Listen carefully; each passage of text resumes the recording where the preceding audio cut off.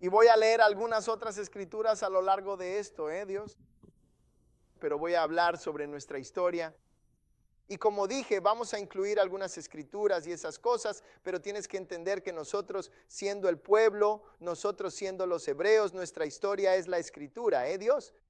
Porque nuestra historia se alinea con la profecía y con la Biblia. Así que nosotros somos el pueblo del libro. Este libro es simplemente una autobiografía de la relación de Dios con nosotros y esa relación continúa. Así que vamos a hablar un poco sobre eso. Y ves el título del mensaje, voy a regresar a la esclavitud, profundizando más en ella, y voy a hablar sobre el papel de Edom en la esclavitud. Así que veamos el libro de Números, capítulo 32, versículo 23. Y la Biblia dice aquí, pero si no lo hacéis de esta manera, sabed que habéis pecado contra el Señor. Y estad seguros, vuestro pecado os alcanzará. Estad seguros de que vuestro pecado os alcanzará. La última vez que estuvimos aquí, hey Dios, hablamos sobre la tierra de los negros hasta la esclavitud. Y vimos 3 puntos. Hablamos sobre Constantino, que fue simplemente observar el poder romano durante los días de nuestra diáspora, de nuestro exilio de nuestra tierra. Y así vimos, Constantino transformó al imperio romano, pasando de ser una sociedad estrictamente pagana a una realidad cristiana y pagana a la vez, bajo un solo Dios y la iglesia. La iglesia católica nació en Roma y ese fue un poder importante en un lado particular del mundo. Luego vimos el surgimiento del Islam y analizamos los 4 califatos y observamos el poder del régimen islámico. Dios moldeó el mundo durante 1000 años o más aproximadamente. Y así vimos surgir otro gigante, otra institución religiosa poderosa, un Dios en el auge del Islam, un Dios, y no nos enseñan sobre su historia ni sobre la nuestra. Y si alguna vez tienes tiempo, quieres ir y quieres leer sobre Saladino, quieres leer sobre el califa Umar, quieres leer sobre sus líderes e incluso sus ciudades. Porque en algunos de estos califatos, Dios en muchos de ellos se practicaba la libertad religiosa. Los hebreos podían practicar su religión, los cristianos podían practicar su religión. Y así muchas veces nuestra historia nos es presentada desde una perspectiva occidental, de Dios, antiislámica, antiárabe, antipersa. Así que es bueno para nosotros, Dios, cuestionar todo lo que nos dicen e ir a leer algo de historia por nosotros mismos. Por eso fue un gran privilegio y honor para mí poder observar algunos de los logros en arte, literatura, geografía, Dios, en ciencia y medicina de nuestros hermanos árabes y persas. Dios, quienes representan los regímenes islámicos. Y así hablamos sobre Roma y Constantino. Hablamos sobre el surgimiento del Islam. Y luego hablamos sobre Edom, que son llamados Edom, los házaros y los askenazíes. Y vimos que Edom se convirtió en judíos. Ellos no eran judíos, se convirtieron en judíos. Ya hemos visto anteriormente que Juan Hircano los obligó de manera forzosa a convertirse al judaísmo, al hebraísmo. Y eso fue precisamente lo que terminaron haciendo. Y vimos también cómo el pueblo de Edom habían perdido totalmente su identidad de Edom y se transformaron en nada más que judíos. Y así ocurrió una unificación. Y cuando Edom entró en nuestra religión, entró en nuestra nación, Edom tomó el control. Y vimos eso con los herodianos y cómo las dinastías macabeas fueron desplazadas. Y Herodes y sus hombres y su dinastía, su linaje, tomaron el control de Agag de manos de los macabeos, a quienes llamaban los asmoneos. También vimos que los edomitas tomaron el control desde el punto de vista del sector religioso. Ellos tomaron el control de los fariseos y los saduceos, si recuerdan. Solo los isquitas eran por nación hebreos nacidos naturalmente. Y eso no significa que no hubiera hebreos nacidos naturalmente entre los fariseos y saduceos. Ahora, no es que esté diciendo eso, pero sí digo que estaba dirigido y poblado principalmente por los edomitas, ya que sabemos que Pablo era fariseo y Pablo tenía la apariencia de un egipcio. Pablo tenía la piel negra Y por eso cuando estaba en la ciudad, los romanos pensaron que era un egipcio causando problemas. Y entonces no es para decir que todos los fariseos eran edomitas, porque ya sabes, nuestra gente a veces prefiere unirse con otros en vez de con los suyos. Pero de todos modos teníamos a los fariseos y saduceos. Ellos manejaban las cosas en el ámbito religioso, pero también teníamos a los herodianos manejando las cosas en el ámbito político, secular y del reino. Vimos a Yahshua, Jesús, encontrarse con Agad, los edomitas. Citamos Mateo 23, cuando él los llamó generación, una generación de víboras y serpientes. Espero que haya ido a buscar eso. También les dijo que parecían sepulcros blanqueados. Parecían limpios por fuera, pero por dentro están llenos de huesos de muertos y llenos de hipocresía e iniquidad. Vimos Juan 8 a Dios cuando Él les dijo, hombre, ¿por qué no puedes recibir mi palabra a Dios?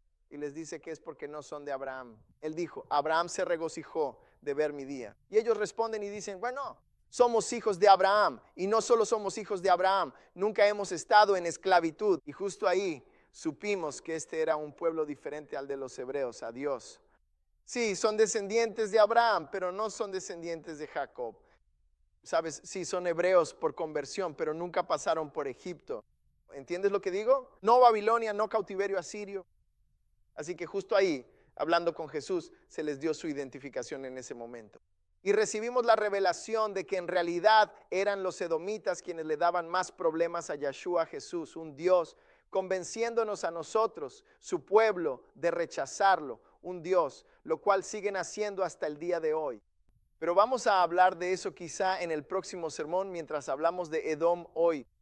Y tal vez no en el próximo sermón, pero más adelante hablaremos de Edom hoy e incluso de Edom en los últimos tiempos. ¿Qué va a estar sucediendo? En el Apocalipsis, mientras los vemos tomar control de algunas cosas y la marca de la bestia. Muy bien, escuchen, sigamos adelante. Así que Jesús se encontraba con ellos y Jesús dijo que eran hijos e hijas de Satanás y que harían las obras de su padre. Y sabemos muy bien que esto es cierto, lo que Yahshua estaba diciendo. Sabemos que esto es verdad porque la Biblia habla de ello en Apocalipsis 2:9 y en Apocalipsis 3:9, donde se menciona que habría un pueblo. ¿Recuerdan eso? Que habría un pueblo que dice y asegura ser judío, pero que en realidad no lo es en absoluto. Eso es una cosa. Ellos afirman ser parte del pueblo, pero no son parte del pueblo, son conversos. Y luego, en segundo lugar, no solo habría una identificación falsa, esas escrituras nos mostrarían a quién realmente adoran y a quién realmente sirven como Dios. Volveré a Apocalipsis 2:9, dice él. Aleluya, aquellos que dicen ser judíos, pero no lo son, sino que son la sinagoga de Satanás. Y mientras realizaba mi investigación, me topé por casualidad con una conversación oculta entre el presidente Nixon y Billy Graham. Y estaban hablando específicamente sobre los judíos en los Estados Unidos. Y me sorprendió lo que dijo Billy Graham, ministro N. Billy Graham sabía de lo que estamos hablando aquí mismo. No hasta el punto de que nosotros seamos los hebreos, al menos no lo creo. Pero fue durante una época en la que habían tomado la tierra de Israel y estaban realizando algunas actividades que Estados Unidos no necesariamente aprobaba. Y Nixon estaba confiando en Billy Graham, hablando con él y diciendo, hombre, ¿escuchaste lo que hicieron con ese avión y escuchaste sobre esto? Y Nixon dice, hombre, si siguen actuando así va a ser difícil protegerlos en Estados Unidos. Porque tú ya sabes perfectamente cómo es Estados Unidos. Es como una caja de fósforos racial. Es un ambiente muy volátil, extremadamente explosivo. Y de esta manera es como Billy Graham se lo dice a Nixon. Él le dice, bueno, ya sabes, ya te comenté una vez que la Biblia habla de dos tipos de judíos. Una de ellas se llama la sinagoga de Satanás. Son ellos quienes publican la literatura pornográfica. Son ellos quienes producen estas películas obscenas. Hablemos de Billy Graham. El predicador Billy Graham sabía muy bien que una parte de ese pueblo, los askenazíes, serían llamados la sinagoga de Satanás. Ahora, tienes que entender claramente que al igual que Billy, yo nunca agruparía a todo un grupo de personas para decir que todos son exactamente lo mismo. No puedes hacer eso. No puedes hacer eso. Así que te diría, a Dios, que como Billy Graham hay algunos de ellos que están luchando por la causa correcta, haciendo lo correcto y mostrando compasión en las áreas adecuadas. No todos ellos tienen la agenda a Dios de la sinagoga de Satanás, pero algunos de ellos sí. Así que hablamos sobre Edom y hablamos sobre su robo de identidad. Y te mostré, yendo aún más profundo, a Judas Iscariote, si lo recuerdas. Y que el nombre que acompaña al suyo, Iscariote, no es un apellido, sino una descripción de una localidad geográfica de donde él proviene. Iscariote significa un hombre de Keriot, que era una ciudad edomita, justo al sur del territorio hebreo. Él no era de Galilea como el resto de los discípulos. Y entonces Jesús dice, ¿no os he escogido yo a vosotros 12? Y uno de vosotros es un diablo. En otros lugares lo llaman el hijo de perdición. Y aquí Juan los llama la sinagoga de Satanás. ¿Ves? Creo que Edom se unió con el pueblo turco del norte, los házaros. El pueblo edomita se convirtió y se mezcló con el pueblo házaro, convirtiéndose en lo que conocemos como los judíos askenazíes. Edom es la joyería moderna, tal como ya vimos en 2 Esdras 6 a 9, que Esaú reinaría al final, él gobernaría al final, pero el principio, después de eso Jacob reinaría. Y esto es lo que estamos esperando, Marcus. Estamos esperando esa transición. Y esa transición está ocurriendo ahora mismo.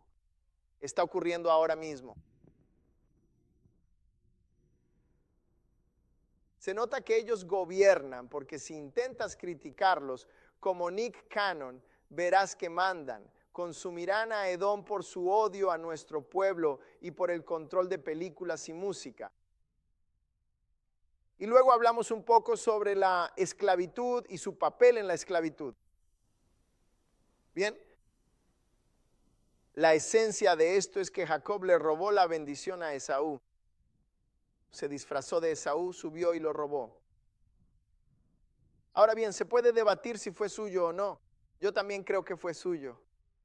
Pero muchas veces cuando Dios nos da algo, nos adelantamos a Dios. Nosotros queremos añadir algo a lo que Dios está haciendo y meternos en problemas. Y eso fue lo que hizo Jacob. Ya era suyo. Pero él quería ir disfrazado como Esaú. Y así comenzó una tremenda relación de odio. Y así como Jacob se disfrazó de Esaú, ahora Esaú se disfraza de Jacob y vive en nuestra tierra. Esaú es el jefe de los impíos en el mundo. Y nosotros somos la raíz del reino de Dios, los hijos de Dios que están en la tierra. 2 naciones, 2 pueblos con cosmovisiones muy distintas y destinos opuestos, luchando por el destino del mundo entero. 2 naciones, igual que en el vientre de Rebeca, luchando, todavía luchando. Así que quiero hablar con ustedes un poco sobre la esclavitud, pero de una manera un poco diferente. Vamos a hablar del papel de Edom en la esclavitud. Este mensaje de Dios no es para atacar a nadie, sino para decir la verdad. Y al decir la verdad sobre algo, no eres racista ni intolerante, simplemente estás diciendo la verdad. Si alguien viene y te dice, adiós, ministro Sam, que estas pruebas revelan que más personas negras están muriendo de coronavirus, eso no significa que sean racistas. No, solo te están mostrando un hecho estadístico, un hecho histórico, un status quo, un hecho actual. Escúchame, hermano. Los hechos no hacen que la gente sea racista, hermano. Intolerantes, antisemitas, eso no te hace antisemita. Y así, incluso después de este mensaje, entiendo que algunas personas podrían intentar etiquetarme de esa manera. Pero si te estoy diciendo lo que pasó, ¿en qué está mal eso? A menos que estés tratando de ocultar lo que está pasando.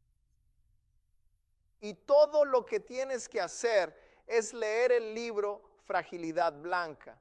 Y vas a conocer el mecanismo de defensa natural de quienes han actuado mal desde una perspectiva racial. Y cuando los enfrentas con ese error, se ponen emocionales e incluso pueden derramar algunas lágrimas emocionales. Una reacción instintiva que calienta la discusión, pero nunca aborda el problema. Sin emocionalismos. No reacciones instintivamente diciendo que soy racista. Dios sabe que no es verdad. Revisa los diezmos de esta iglesia. ¿Cuánto dimos a Israel antes de estar despiertos? Aquí no hay ningún racista. No me vengas con esa reacción emocional e instintiva. Eso es fragilidad blanca y lo estás usando como un mecanismo de defensa para no discutir intelectualmente la verdad histórica. Y eso es lo que es. Y eso es lo que es. Quiero tener una discusión intelectual. ¿Ves? Así que vamos a hablar de eso. Otra cosa que quiero decir es que no estoy tratando de echarlos a todos debajo del autobús. Claro, tienes la sinagoga para salvar, pero te digo, incluso vas a tener algunos en Edom que lo van a hacer bien. Que lo van a hacer bien. Que lo van a hacer bien. Y aunque ellos robaron nuestra identidad para recuperar la bendición, yo hoy les presento una manera diferente de obtener la bendición. No tienes que robar ninguna identidad. No tienes que tratar de ocultarnos ni atacarnos. No tienes que hacer eso. Las bendiciones de Abraham pueden caer sobre toda nación, toda tribu y toda lengua. A través de la puerta, el que abre camino, Yeshua Jesús, quien se hizo maldición por nosotros. Y a través de su sangre, y a través de su cruz, y a través de su evangelio, somos injertados en la raíz de Israel. Así es como toda nación puede recibir las bendiciones de Abraham. Ahora, no por medio de un subterfugio, no por medio de un Dios que toma identidades, sino viniendo a la cruz y siendo salvos por la sangre de Yahshua HaMashiach. Así es como se obtienen las bendiciones de Abraham. El evangelio está abierto a todas las naciones ahora. Y por eso hablo a todas las naciones, incluso a Edom. Vengan, sean salvos, sean perdonados.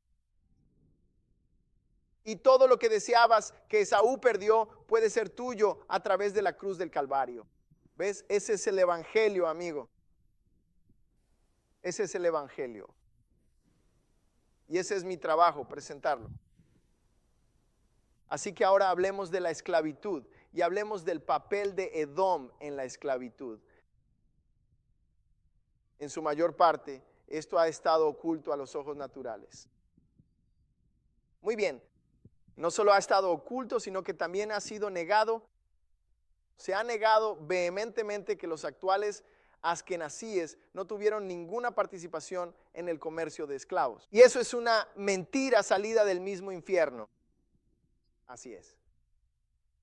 Hay algunos que han logrado descubrir la verdad muy bien, e incluso personas de nuestra línea de sangre, a quienes yo llamaría hebreos, y que ustedes llamarían negros o afroamericanos, han hecho un gran trabajo académico en esta área particular de los askenazíes y los edomitas, y el comercio de esclavos, algunos cuyos nombres ni siquiera puedo mencionar, porque si menciono su nombre, Dios ni siquiera escucharán el mensaje, pero muestro toda deferencia y honor a aquellos que han venido antes que yo. Ustedes saben quiénes son y han hecho un gran trabajo académico sobre este tema en particular, Dios. Eres tanto un príncipe como un rey para nuestro pueblo. ¿De acuerdo? Fuiste levantado para un tiempo como este, ¿verdad? Pero quiero hablar de ello. Quiero hablar de ello. En Números 32, 23, la Biblia dice, Dios, tu pecado te alcanzará, tarde o temprano, ¿de acuerdo? El mal que haces será visto por todos. Y esto es la verdad en las Sagradas Escrituras. Cada vez que alguien hizo algo malo en la Biblia, tarde o temprano, ese mismo mal regresó para perseguirlo. Caín, Dios asesinó a su hermano Abel. Pensó que se había salido con la suya. Nadie lo vio, lo enterró. Dios, no había mucha gente en la tierra en ese momento. No parece muy difícil ocultar un mal. Pero la Biblia dice que la sangre de Abel, la tierra, comenzaría a clamar, Dios, y a testificar contra sus caminos asesinos. Ten por seguro que tu pecado te alcanzará. Jacob y sus propios hijos, la historia de cómo traicionaron a José y lo vendieron cruelmente como esclavo. Mojaron su túnica en sangre, la llevaron de vuelta a su padre y le dijeron, José ya no está, papá. Y pensaron que todo estaba bien, pensaron que lo tenían todo planeado. Traicionaron a su hermano, lo arrojaron a un pozo, lo vendieron como esclavo. Él terminó en Egipto y ellos seguían con su vida por acá. Y pensaron que todo estaba bien. Pero déjame decirte algo, puedes mirar a la izquierda, puedes mirar, ¿verdad, Dios? Pero te olvidas de mirar hacia arriba. Dios está observando y tu pecado sin duda te alcanzará. Cuando llegó la sequía tuvieron que ir a Egipto. Y cuando lleguen a Egipto, ¿a quién se encontrarán cara a cara? José. Y José los hizo pasar. Y llega un punto en la historia en el que levantan la vista y dicen, hermanos, ¿no lo ven? Estamos pasando por esto, por la sangre de nuestro hermano, porque le hicimos mal a nuestro hermano. Estás diciendo, te va a descubrir. No solo eso, el asesinato del egipcio por Moisés también fue descubierto. Acán, que escondió el lingote de oro y los mantos babilónicos, fue descubierto por Josué, por Dios. Estaban sacando suertes, estaban echando suertes y descubrieron que Acán había robado el oro. Tu pecado te va a descubrir. Acab matando a Nabot por su campo. De nuevo tu pecado te va a descubrir.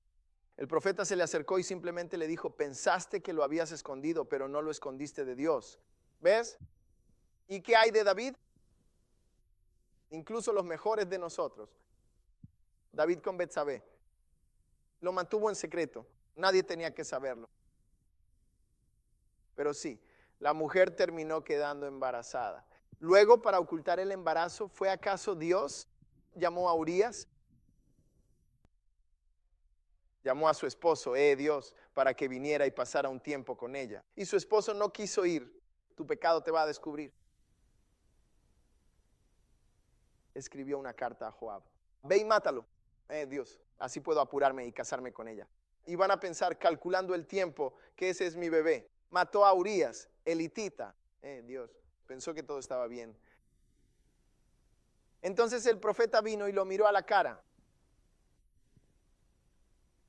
Había un hombre rico y uno pobre. Uno tenía una oveja, el otro un rebaño. Ya conocen la historia. Justo cuando crees que lo has encubierto de la mejor manera, justo cuando piensas que tus huellas están borradas y que ya es historia, para Dios y para todos los que lo sabían, los que lo vieron, estaban muertos. Dios, escúchame bien, tu pecado te encontrará.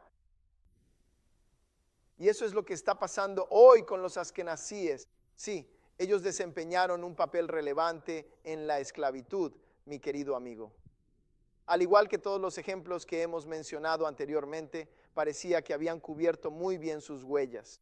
Pero siempre mi esposa y yo, cuando, ya sabes, veíamos programas sobre ciertos casos judiciales, y ella todavía los ve a veces, y miramos y vemos personas que han hecho el mal, ya sea robos, asesinatos y todo eso.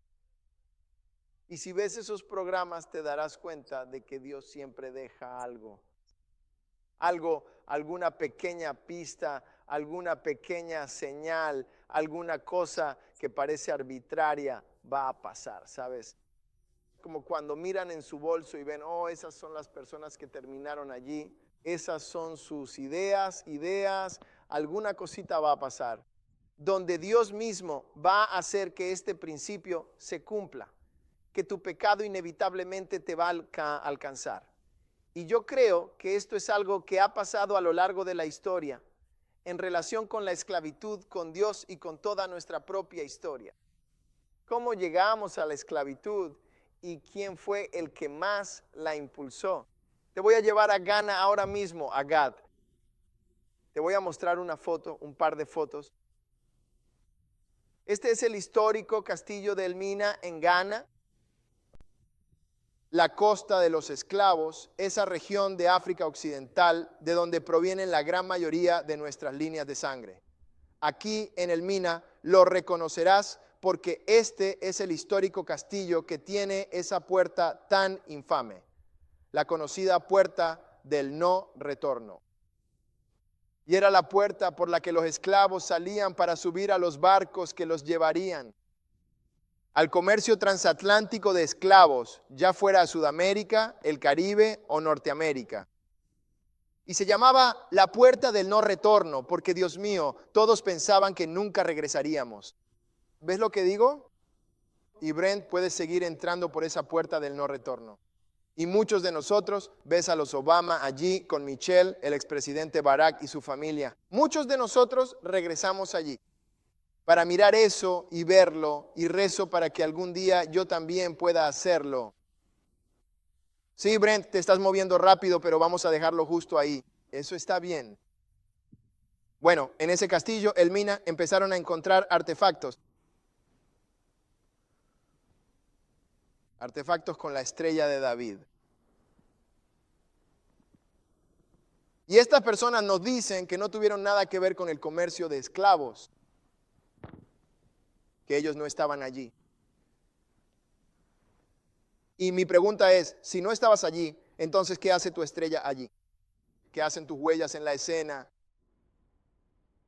Y este es solo uno que se encontró en un montón de basura. Pero hay otros en los edificios que han sido como si los hubieran raspado. Que Dios tenga misericordia. Verás, el asunto con el mal es este. Si has hecho mal, solo di que has hecho mal.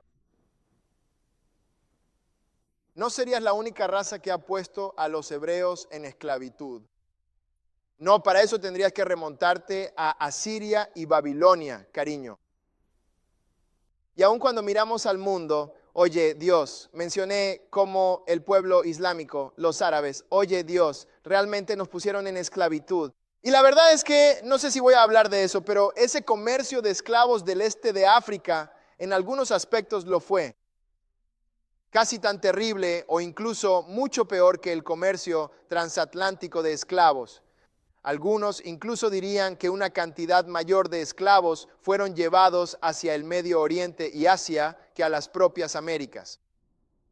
Pero lo que estoy diciendo es que confiesen sus faltas a los edomitas. Digan, ustedes lo hicieron. No se escondan ni actúen como si no lo hubieran hecho. Solo admitan que lo hicieron, hombre. ¿Qué es lo que van a hacer los negros? Vamos a hacer como, oh, te dijimos que lo hiciste y eso es todo. Bueno, tal vez no todos nosotros, ¿verdad? Vamos a querer nuestras reparaciones, ¿verdad? Vamos a querer nuestras reparaciones. Pero han estado apareciendo diversos artefactos en África Occidental. Como te los estoy mostrando justo ahora, todo esto está muy bien, pero solo di que lo hiciste.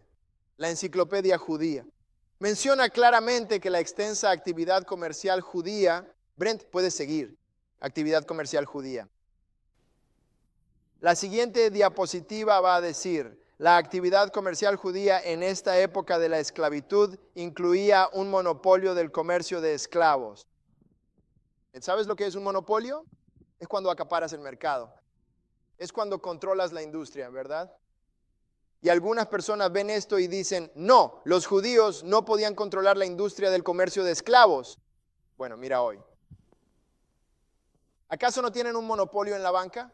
¿No controlan el sistema bancario con la Reserva Federal y los diferentes bancos que supuestamente tienen raíces judías? ¿No controlan la industria de los deportes profesionales? La mayoría de los equipos de la NFL son de su propiedad. Solo mira a tu alrededor. ¿No controlan la industria musical? La mayoría de las grandes, las empresas y las distribuidoras de música las controlan, ya sea Arista o cualquier otra entidad. Muy bien. Todas estas las controlan los judíos askenazíes. Mira la industria cinematográfica, MGM y Paramount y Haga. ¿No es eso? ¿No es eso un monopolio? ¿No controlan la industria del cine? Dios, ¿y qué hay de la industria de las noticias? Con Fox News siendo propiedad de un askenazí y piensas que CNN está del otro lado, pero otro askenazí es dueño de esa también. Y te están dando dos cosas diferentes, pero es lo mismo. Oye Dios, es como decimos de América, dos alas pero el mismo pájaro, nena. ¿Te das cuenta de esto? ¿Cómo es posible que ellos tuvieran el monopolio absoluto de la esclavitud? Y yo os digo, ¿cómo no iban a hacerlo? Porque tienen el monopolio de todo lo demás en la época en la que vivimos actualmente. ¿Verás? ¿Es demasiado? ¿Es descabellado imaginar que llegaran a dominar el comercio de esclavos? No. Porque donde quiera que haya dinero, allí estarán los askenazíes. ¿Saben una cosa? Y quiero decirles en este preciso momento que de verdad los admiro muchísimo por eso. Los admiro mucho por eso, porque se dan cuenta, a diferencia de nuestra gente, de que hasta cierto punto el dinero representa el poder. Sin embargo, ellos no llegan a esa misma conclusión. Tampoco es en número como eso, ministro Sam. Pero ejercer tanto poder en la tierra, oh sí. No llegan a la conclusión de que hasta cierto punto, bajo Dios, por supuesto, porque Dios es quien te da el poder para obtener riquezas, pero ellos llegan a entender que el dinero es poder. Y nuestra gente todavía no entiende eso. ¿Ves? Si tienes que protegerte a ti mismo y a toda tu gente, contar con suficiente dinero es una manera muy efectiva y práctica de hacerlo. Ahora, Brent, voy a sacarte un poco de onda ahora mismo porque me voy a dirigir directamente hacia la parte final de todas mis diapositivas. Usted dirá, pastor, no me lo dio así, pero ya sabe, yo me muevo con el Espíritu Santo. Y quiero mostrarles algo sobre los judíos askenazíes que nosotros como pueblo necesitamos aprender. Ahora voy a leerles algo de uno de sus sociólogos, un hombre llamado Jack Newsom Porter, y se lo voy a leer ahora mismo. Y quiero que presten mucha atención a las palabras, porque aquí es donde nos quedamos cortos. Y cuando les hablé sobre todo este asunto del centro de actividades en Lafayette, y cuando les hablé sobre, oye Dios, otro tema, sobre los Redskins, y cómo cambiaron el nombre rápidamente por dinero, quiero que todos ustedes tengan esto muy en mente aquí mismo. Jack Newsom Porter, quien es un destacado sociólogo judío, se mostró sumamente claro en su extenso artículo titulado La relación entre los afroamericanos y los judíos estadounidenses. Escúchame si no puedes publicarlo, pero te lo voy a leer igual. Señor, Porter, el hombre judío, dice esto. Permítanme decir una palabra sobre el judío. Está hablando de los askenazíes. Te convertí, Edom. Está bien. Cada vez que digo esa palabra, Edom. Permítanme decir unas palabras sobre Edom y el hombre negro. Edom siempre se muestra sumamente ansioso por brindarle consejos al hombre negro, pero nunca le aconseja solucionar sus dificultades de la misma manera en que Edom resuelve sus propios y complejos problemas. Edom siempre está dispuesto a aconsejar al hombre negro, ministro Sam, porque si miras los movimientos de avance de la gente de color en la NAACP, o incluso si miras al doctor, el movimiento del Dr. King, amén, y Edom estaba allí proporcionando dinero de este lado. Juegan en ambos bandos, así que lo que necesito decirles es esto. Constantemente aconsejan a los verdaderos hebreos, al hombre negro, constantemente nos aconsejan. Pero, ministro Bryant, nunca nos aconsejan resolver nuestros problemas de la manera en que ellos resuelven los suyos. ¿Entiendes lo que estoy diciendo? Es casi como tú y yo, que somos jugadores de béisbol. Te voy a mostrar cómo batear, pero no te voy a mostrar cómo bateo yo.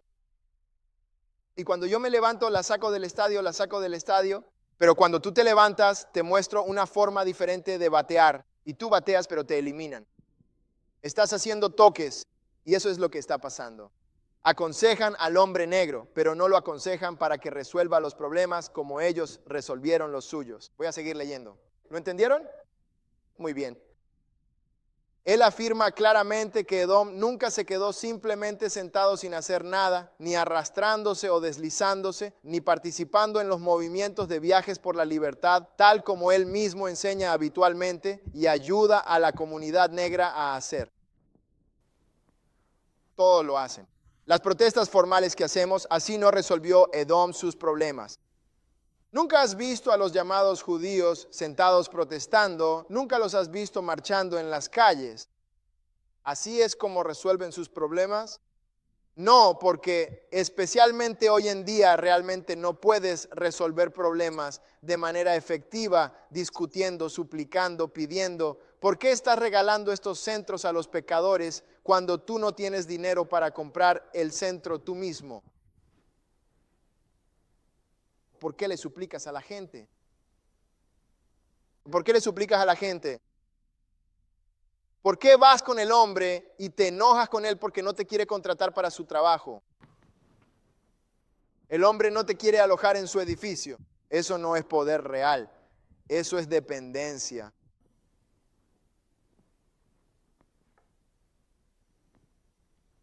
El hombre negro parece que realmente siempre desea ser sumiso. Siempre está mirando, ¿me puedes dar? ¿Puedes? Y se enoja cuando no le das. Esa no es la manera correcta de hacer las cosas. Necesitamos renovar nuestra mente. Deja de suplicarle cosas a la gente. Deja de ir allá esperando que ellos nos ayuden a salir adelante. Vamos a tener que levantarnos. Nosotros mismos vamos a tener que cuidarnos a nosotros mismos. Te estoy diciendo algo que sé. Mira lo que él dice, los edomitas, los llamados judíos, ¿qué hicieron ellos? Se levantaron juntos y se unieron y usaron todo su poder. ¿De qué poder estamos hablando? Del arma económica, señor ministro, y eso es exactamente lo que Dios o lo que ellos mismos han decidido emplear.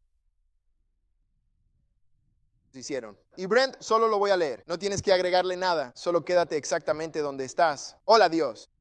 Aleluya. Reunieron sus ahorros para comprar hoteles de lujo que antes les prohibían la entrada. Compraron propiedades en Atlantic City y Miami Beach, en las zonas que antes los rechazaban. Y cualquier otra cosa que quisieran, la compraban.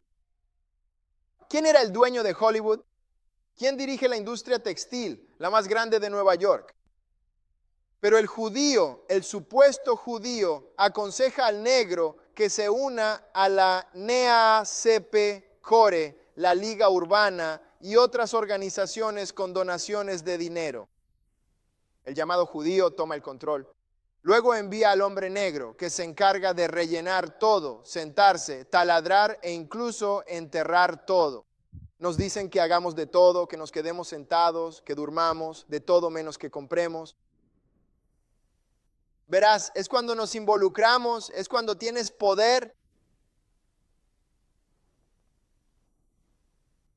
El presunto judío nunca le enseña al hombre negro cómo establecer sus propias fábricas y hoteles.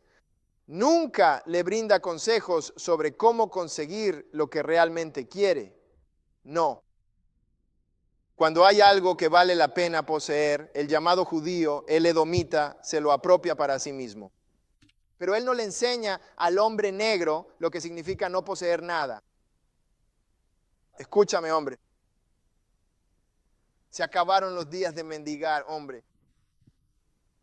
Entrando, oh Señor, Charlie, ¿puedes? Oh, necesito un trabajo. Oh, tenemos que empezar a emplear a nuestra propia gente. Tenemos que empezar a construir nuestros propios centros. Tenemos que empezar a hacer las cosas a nuestra manera, tío. Y así veo a estos negros enojarse cuando alguien los echa de algo que ellos mismos poseen. ¿Por qué te enojas? Eso debería inspirarte a levantarte, salir y hacer algo. ¿Ves? Así es como ellos operan, Brian. No estoy enojado por ningún pecador, hermano. Olvídate de los pecadores. Nosotros vamos a quedarnos con esos malditos pecadores. ¿Ves?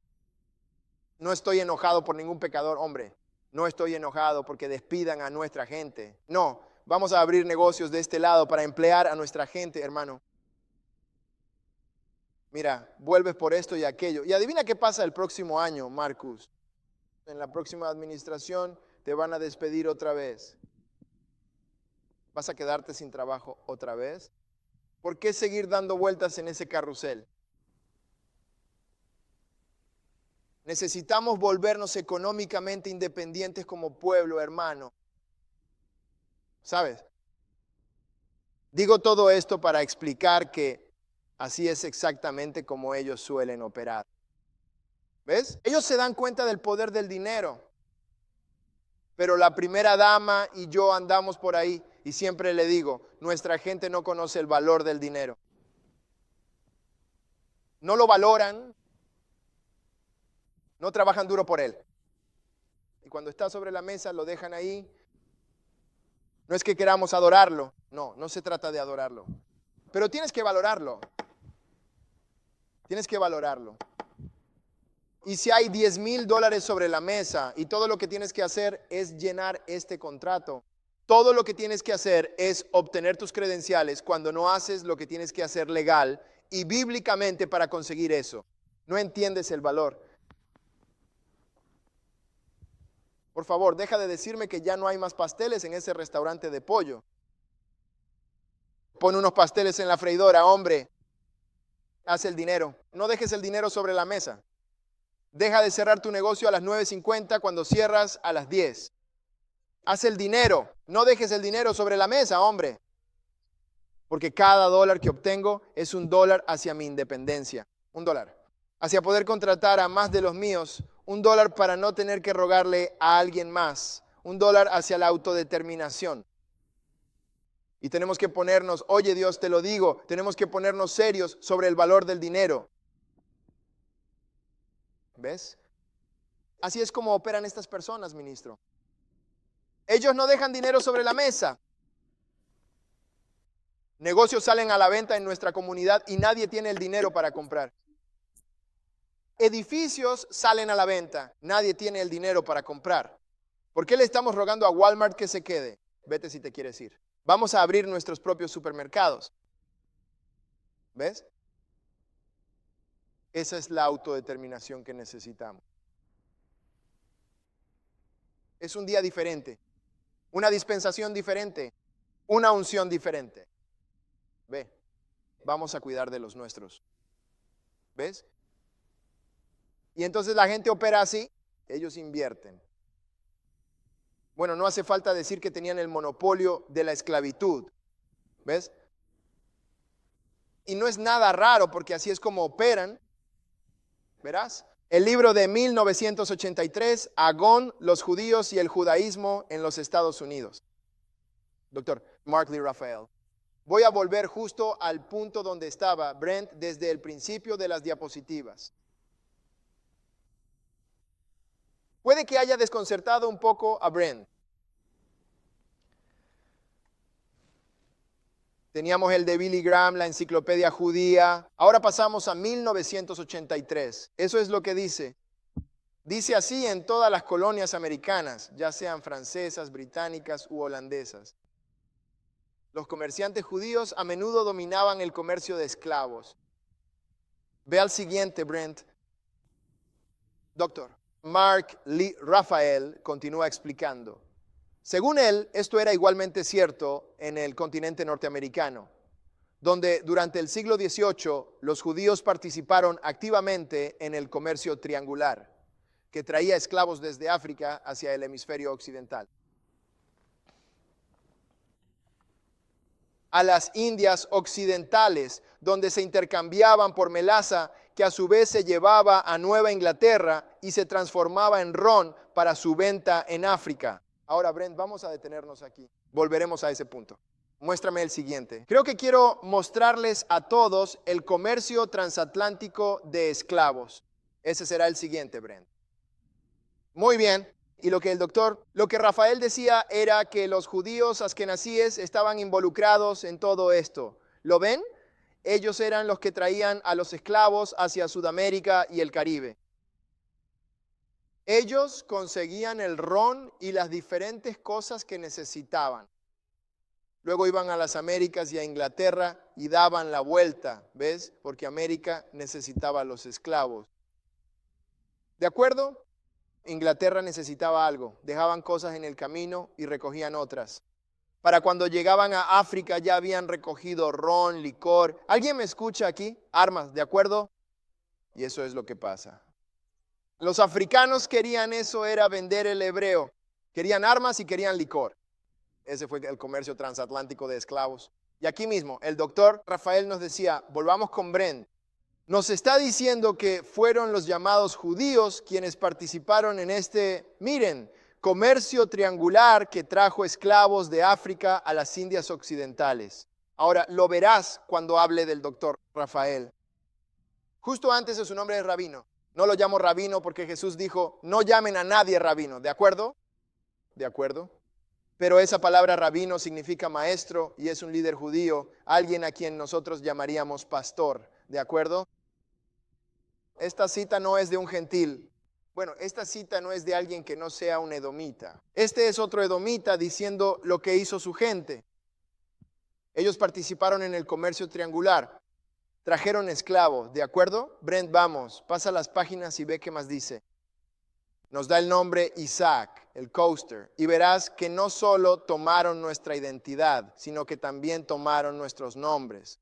Y así podrás diferenciar muchas veces porque tendrán nombres de nuestros antepasados, Isaac, David y Aarón. Y habla de eso, de que ellos comercian. Y si tienen la oportunidad, investiguen estas cosas y verán que este hombre tiene toda la razón. Es una historia que ha permanecido oculta. Quiero saber si en tu escuela aprendiste alguna vez sobre los llamados judíos en la industria del comercio de esclavos. Yo no, y sé que no lo hiciste. ¿Por qué? Porque ellos escriben tus libros de texto, ¿verás? Porque monopolizan la industria editorial y escriben los libros de texto desde la primaria hasta la universidad. Y no lo incluyen como parte de la historia porque están tratando de ocultarlo. Y les digo que los días de esconderse han terminado. Tu pecado te ha alcanzado. Sé sincero, amigo. Solo deben ser realistas al respecto. Lo logramos, hombre. ¿Sabes? ¿Está bien? Sigamos adelante, Brent. Aleluya. Y entonces tenemos a un rabino, un líder judío, hablando de eso, de que nos traían en ese comercio de esclavos. Mira esas botas. Así es como nos estaban apiñando allí. Brent, dame el otro. Hola Dios, íbamos de África a América. Y lo que es importante que todos ustedes sepan es que creemos que los afroamericanos piensan que somos los únicos a los que han abandonado. Más en Brasil. Sudamérica tiene más de nosotros y voy a llegar a eso en un segundo, hacia el final. Lo cierto es que hay más de nosotros que fueron dejados en Sudamérica que en Norteamérica.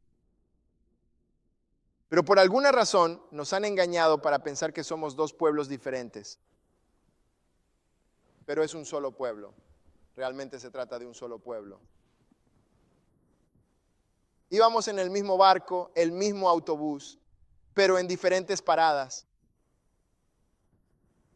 ¿Ves? Pero vamos a seguir adelante. Escucha, mira esto. Pero el libro de Joel, capítulo 3, versículo 2 nos dice: también reuniré a todas las naciones y las haré bajar al valle de Josafat.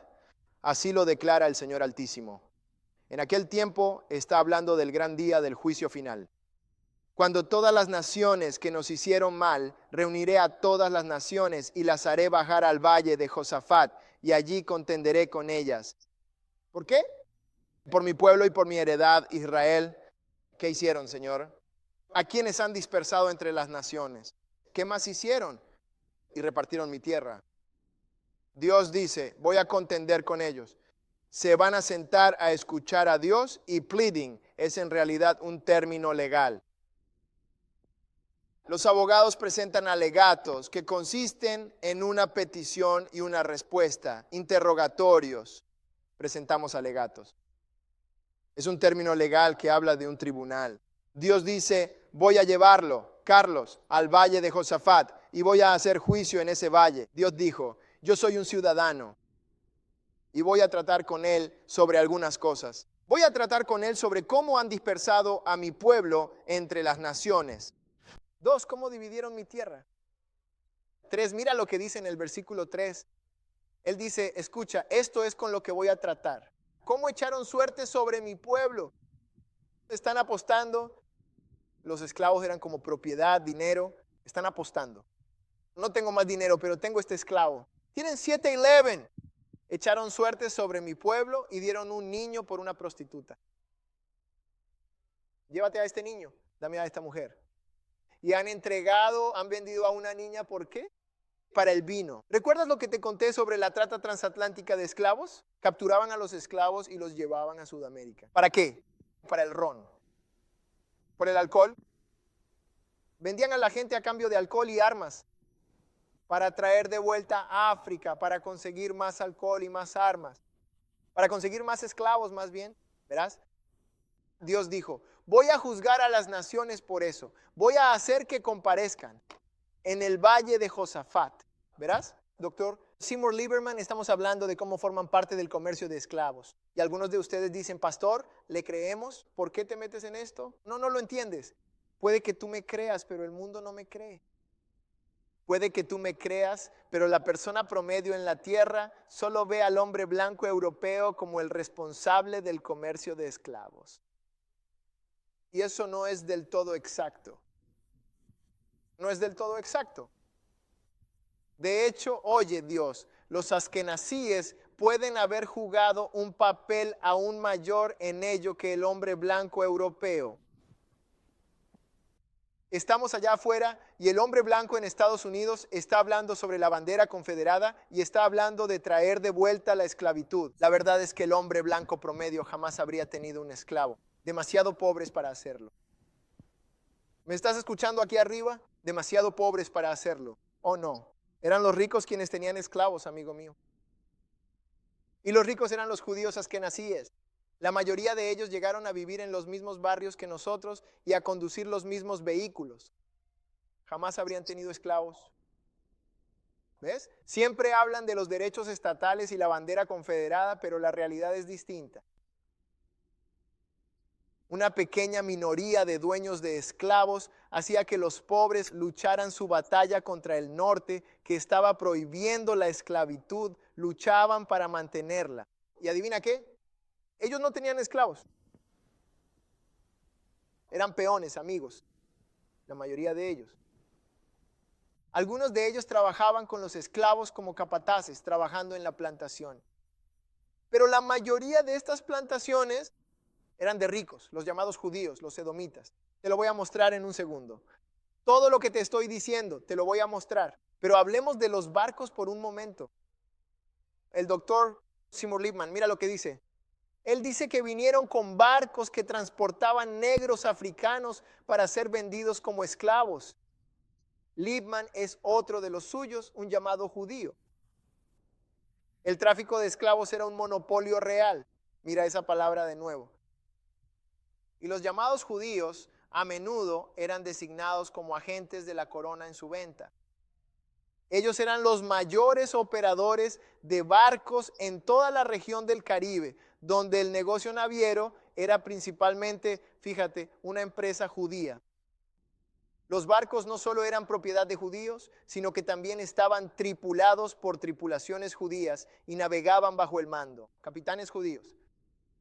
Ahora, ¿por qué esa gente nos diría que eso estaba ocurriendo y estaría mintiendo? Esto es la verdad, dice la Biblia. La palabra se confirma por cuántos, 2 o 3 testigos, si estuviéramos en la corte. Y yo estoy trayendo a todos estos testigos diciendo que ustedes participaron en esto. Adivina qué va a decir el juez, qué va a decir el jurado culpable. Tienes tus huellas dactilares en la escena. Yendo más profundo, te voy a dar otra prueba. Déjame mostrarte. Brent, muestra la siguiente diapositiva. Bueno, Agon, y ese es precisamente uno de los libros que el doctor, ¿cuál era su apellido? Doctor Liebman, escribió Seymour Liebman. Adelante, Brent, consigue el siguiente. No teníamos barcos. Bueno, déjenme mostrarles los nombres de los barcos, quién los vendió y sus dueños. ¿Está bien? Y esto viene del Instituto Carnegie, amigos. Esto no es algo que encontramos en Beecher o Macomb y Truman. No, esto no es de Leroy, esto es del Instituto Carnegie. Y verán los nombres de los barcos. El Abigail, el Crown, el Nassau, el White Horse, Agon, el Exploration. Verán los nombres de los barcos y verán las familias que los poseían. Miren los nombres: Aaron, López, Moses, Levi, Jacob, Franks. ¿Ven? Franks es un apellido judío muy conocido. ¿Ven?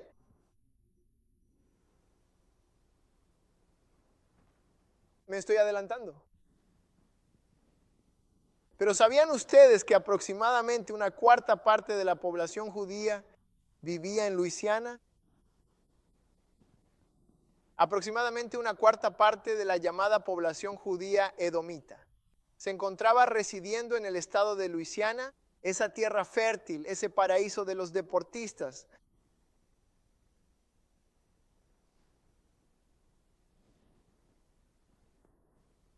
Sí, voy a seguir adelante.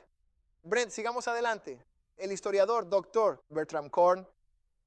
Ahora bien, él también era rabino. Como ya he dicho, yo no llamo así a ningún hombre, pero el doctor Korn, un dios, escribió un libro impresionante. Se llama Judíos y Negros del Viejo Sur. Excelente trabajo. Si puedes conseguirlo, consíguelo. Va a ser difícil. ¿Qué es todo aquello que los expone? Es caro. Así que por este libro vas a pagar 55 o 75 dólares si lo quieres. ¿Sabes? Lo encontré en línea, Agon, y este libro de aquí está escrito por uno de ellos y es una prueba positiva de su implicación en el comercio de esclavos. De hecho, Brent, ¿qué tienes en la siguiente diapositiva aquí? Muy bien. Entonces el doctor Korn, te voy a mostrar el libro y el contenido aquí en un segundo, pero un poco más adelante. Pero el doctor Korn, mira lo que dice. Él dice que el llamado judío participó en todos los aspectos y procesos de la explotación de los negros indefensos. Así que yo acabo de estar en Ghana con ustedes. Les estaba mostrando desde Ghana hasta el barco de esclavos. Pero el doctor Cohen dijo que no fue solo en Ghana y el castillo Almeida. Además, no solo estaban en un barco de esclavos, sino que ¿en qué participaron? En todos los aspectos. Un aspecto del proceso de explotación de negros indefensos, ¿de acuerdo? Y quiero darles esta referencia bíblica que les voy a leer. No tienes que recurrir a Brent, simplemente mantente a la derecha. Me gusta compartir con ellos algún pasaje bíblico de vez en cuando, aunque nuestra historia ya está escrita. Jesús dijo en Mateo 26, no les teman porque no hay nada encubierto, que no haya de ser revelado ni oculto, que no haya de saberse, dice él. Lo que les digo en la oscuridad, háblenlo a la luz, y lo que oyen al oído, dice él. Predíquenlo desde los tejados, desde la azotea, y eso es lo que estamos haciendo hoy. Dios, ellos han ocultado su historia, ministra tía, pero Dios la está revelando. Carlos, muy bien, ellos han intentado ocultarlo, pero Dios se lo está revelando a sus profetas. Sus profetas en todo el mundo. Oye Dios, porque no soy solo yo. Oye Dios, hay personas con más información que yo. Hay personas que han hecho estudios más profundos que yo. Escuchen, y Él lo está hablando al oído. Y lo que Él quiere que hagamos después de decirnos lo que está pasando al oído es que lo prediquemos desde la azotea. Díselo a todos. Es tiempo de exponer la verdad. Díselo a todos.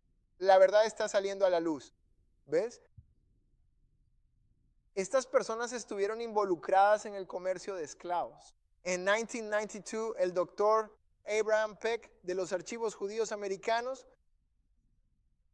mira lo que dice. Él dice que además de su importante posición en la industria azucarera y en la recaudación de impuestos, ellos, los llamados judíos, los edomitas, dominaron el comercio de esclavos, los compradores que aparecían en la subasta. Así que desde el barco los llevaban al bloque de subastas, amigo, ¿De acuerdo? Había judíos en Ghana, judíos en los barcos, judíos en el bloque de subastas. Los compradores que solían acudir a las subastas eran casi siempre personas de origen judío. Y debido a esta falta de competencia podían comprar esclavos a precios bajos. ¿Ves? El doctor Peck continúa. Uno de los suyos dice: los 2 primeros siglos del encuentro entre negros y judíos en Estados Unidos estuvieron marcados por un registro bastante extenso de la llamada esclavitud judía. De hecho, durante todo el transcurso del periodo colonial, en el seno de la reducida y pequeña comunidad judía de aquella época, casi todos los hogares judíos, tanto del norte como del sur, poseían habitualmente al menos a un individuo esclavizado. No es motivo para enfadarse y no es algo que se pueda negar. Pueden admitirlo si la historia lo dice. ¿Por qué simplemente no son sinceros, hermano, y dicen, hombre, hicimos eso? ¿Y sabes qué diría yo? Diría, mira, lo hicimos. Diría, como esos niños, todos los demás lo estaban haciendo, árabes, europeos, todos lo hacían. Lo hicimos, nos alineamos, lo hicimos. Pero era algo más profundo que eso, Jim. Era algo más profundo que eso. Como dije, sabes, si le quitas la identidad a alguien, sabes, cuando mi mamá solía ver las novelas todo el tiempo, las telenovelas, y de vez en cuando aparecía un personaje importante y secuestraban, ya sabes a lo que me refiero, a Victor Newman o a alguien así, y simplemente tomaban su lugar. Pero no puedes tomar el lugar de alguien mientras esa persona sigue andando por ahí. Tomaban su lugar y los escondían. Los escondían en algún sótano, los ataban, los encerraban, los encadenaban, les metían algo en la boca. Y eso fue la esclavitud para nosotros. Ellos tomaron nuestro lugar, pero nos encadenaron. Y cuando llegamos aquí nos obligaron a renunciar a nuestros nombres. No, tu nombre es Toby. Les dijeron claramente a los amos de los esclavos y a los capataces: hagan lo que hagan, no les enseñen a leer. Si no pueden leer, si mencionaban que les decían cuál era su nombre, Toby, Dios, y si hacíamos público que eran bárbaros incivilizados y caníbales que se comían entre ellos y que los rescatamos de una experiencia miserable, Dios, nadie va a pensar que estos son los hebreos, ni siquiera ellos mismos pensarán que son los hebreos. Había algo profundo en eso, ¿ves? Era un intento de ocultar nuestras raíces, nuestras verdaderas raíces. Pero no puedes ocultar nada que Dios quiera revelar. No podrás ocultar nada que Dios mismo quiera sacar a la luz. Mira, yo simplemente sería honesto. Simplemente diría, lo hicimos. Como hebreos, nuestro trabajo no es enojarnos, nuestro trabajo no es odiar. Y eso realmente no está en nuestra naturaleza como pueblo, de todos modos. Pero realmente debemos evitar odiar por causa de esta información. La verdad es que si nunca le hubiéramos dado la espalda allá, nunca hubiéramos caído en la esclavitud. ¿Cómo puedes culpar totalmente a alguien por algo en lo que tú también tienes parte en el resultado? No estoy aquí para echar culpas, no. Nosotros fuimos la primera causa de nuestra caída. Todo lo que estoy haciendo es mostrar los hechos. Estoy mostrando la verdad. Y la Biblia dice sobre la verdad. Si conoces la verdad te va a ¿qué? Te va a hacer libre. Hoy estamos liberando a algunas personas, estamos liberando a algunos hebreos y creo que también liberaremos a algunos edomitas. No hace falta mentir, hermano. Esto es lo que pasó, ¿de acuerdo? El historiador judío, Dr. Harold Brackman, del centro Westendal, afirmó que durante el siglo XVII los llamados judíos tenían aproximadamente el doble de probabilidades de ser dueños de esclavos. Eso es el promedio de los sureños blancos. los más valiosos, Carlos, ni tendrían para comprar un esclavo. Ellos vienen por ahí hablando de esas cosas. Yo te poseería, chico. Chico, ni siquiera tendrías un coche. No eras lo suficientemente rico. No tenías el dinero para hacer eso, ¿ves? Pero los machinazins, esos eran los que lo tenían, amigo. Esos eran los que lo tenían. Ellos tenían las grandes plantaciones y entonces, aleluya. Vamos a analizarlo más a fondo en un momento. ¿De acuerdo? Ahora, algunos argumentan, y ha sido el llamado argumento judío durante mucho tiempo, el argumento edomita. Dicen, nosotros no teníamos esclavos, amigo. Dicen, si acaso tuvimos, fue casi ninguno o ninguno. No, casi ninguno o ninguno. No teníamos esclavos, amigo. Dicen, mira el censo. Lo que dicen es, vuelve al censo de la época de la esclavitud. Y el censo te va a demostrar que no teníamos esclavos. Ese es su argumento. Sabes, soy un debatiente. Me encanta de verdad. Los argumentos también, ya sabes. Eso es lo que dicen, Marcos. No teníamos esclavos. Mira el censo. Está bien. Número uno, el contraargumento es que la gente suele mentir al responder el censo. La gente miente en el censo. Lo hacen todo el tiempo. ¿Sabes a lo que me refiero? Y puede que sea una sorpresa para los blancos, pero los negros lo sabemos. De todos modos, no nos gusta contarle a la gente nuestros asuntos. No queremos saber por qué. Uno de los mayores problemas es lograr que los negros llenen el censo. ¿Ves? Pero la gente miente en el censo. Ahora podrías decir, pero ¿por qué los askenazíes, por qué los edomitas mentirían en el censo? Tienes que entender tu historia. Por cada esclavo que poseías tenías que pagar impuestos. Los esclavos son como propiedad, hermano. Y cuando eres dueño de algo, pagas impuestos por ello. Ya sabes, como el impuesto de propiedad de tu casa, ya sabes, como tu carro, o si tienes algo en la ciudad, como mi despacho de abogados o algo así, la ciudad me manda una factura todos los días y yo pago impuestos por mi negocio, los muebles, las computadoras, todo por mi propiedad, pago impuestos. Bueno, con los esclavos era igual. Tenías que pagar impuestos por los esclavos y eso iba y venía. Existieron años con impuestos sobre esclavos en la guerra civil. Peleaban por eso. Unos se negaban a pagar y otros insistían en que debían hacerlo. Así que eso era lo que estaba pasando. Pero empezaron a mentir sobre la cantidad de esclavos que tenían. ¿Sabes? Antes decías, ¿quién nunca ha mentido en sus impuestos? Está bien, la gente miente en sus impuestos, hombre, cuentan hijos que no tienen, dicen que ganaron tal cantidad, ya sabes, tú ganaste eso. La gente lo hace todo el tiempo. Esto es equivalente a lo que pasaba en el comercio de esclavos. Ellos estaban mintiendo sobre cuántos esclavos tenían, hombre. ¿Sabes? El censo estaba equivocado. Segundo argumento, posesión temporal. Posesión temporal. Los llamados judíos son comerciantes. Comerciantes y hombres de negocios a otro nivel en comparación con el resto de los gentiles. El único grupo de personas que puede competir con ellos somos nosotros, pero tenemos que ponernos las pilas. ¿Por qué competiríamos con ellos? Porque venimos de Abraham igual que ellos, pero incluso mayores que ellos, nosotros, los que tenemos la promesa. Así que ellos salen ahí, le dan vueltas, ministro, a todos los demás. Así que lo que hacían no era solo mentir. Sobre el censo e impuestos de esclavos, solo los poseían temporalmente, como una distribución. Conseguían muchos esclavos en sus plantaciones, pero luego los trasladaban. Estaban en constante movimiento. Así, cuando venían y les preguntaban, ¿quieren esclavos? No, no lo son. Incluso los que ves no son míos. Van bajando la calle hacia el señor Franco, ¿sabes? Así que se trataba de una posesión temporal. Tengo una cita para ti.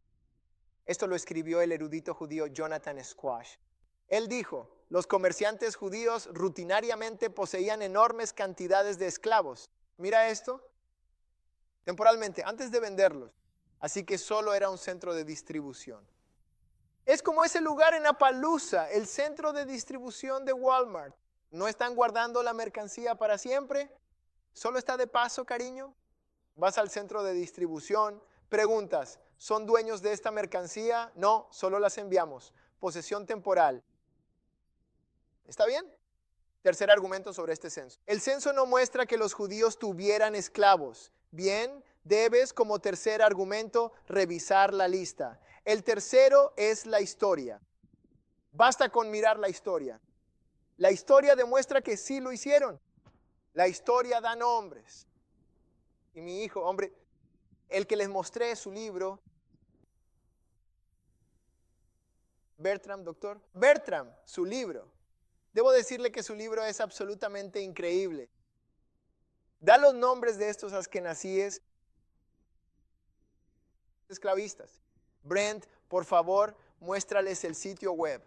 Si queréis, podéis tomar una fotografía de este sitio web, porque resulta que encontré su libro totalmente gratis en internet. El libro del que hablé sobre los negros. Déjame recuperarlo por ti. No se preocupen, estoy aquí. Estoy aquí. Déjenme decirles su nombre aquí mismo. Efectivamente, doctor. Bertram W. Korn. Está bien. Brent, no necesitaba que fueras al sitio web. Solo necesitaba que me mostraras la dirección web que había puesto.